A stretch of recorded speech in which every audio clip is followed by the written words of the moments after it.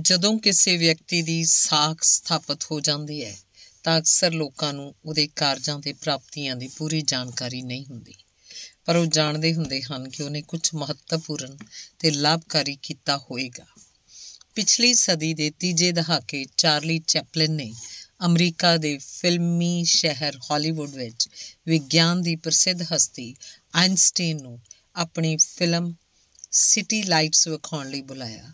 ਉਹ ਦੋਵੇਂ ਖੁੱਲ੍ਹੀ ਬੱਗੀ 'ਚ ਜਾ ਰਹੇ ਸਨ ਤਾਂ ਸੜਕ ਦੇ ਦੋਵੇਂ ਪਾਸੇ ਲੋਕ ਹੱਥ ਹਿਲਾ ਕੇ ਉਹਨਾਂ ਦਾ ਸਵਾਗਤ ਕਰ ਰਹੇ ਸਨ। ਚਾਰਲੀ ਨੇ ਆਇਨਸਟੀਨ ਨੂੰ ਕਿਹਾ, ਦੇਖੋ, ਲੋਕ ਤੁਹਾਡੀ ਪ੍ਰਸ਼ੰਸਾ ਕਰ ਰਹੇ ਹਨ ਕਿਉਂਕਿ ਉਹ ਜਾਣਦੇ ਹੈ ਕਿ ਤੁਸੀਂ ਕੁਝ ਮਹੱਤਵਪੂਰਨ ਕੀਤਾ ਹੈ, ਪਰ ਇਹ ਨਹੀਂ ਜਾਣਦੇ ਕਿ ਕੀ ਕੀਤਾ ਹੈ। ਮੇਰਾ ਸਵਾਗਤ ਅਤੇ ਪ੍ਰਸ਼ੰਸਾ ਇਸ ਲਈ ਕਰ ਰਿਹਾ ਹੈ ਕਿ ਮੈਂ ਤੁਹਾਡੇ ਨਾਲ ਹਾਂ।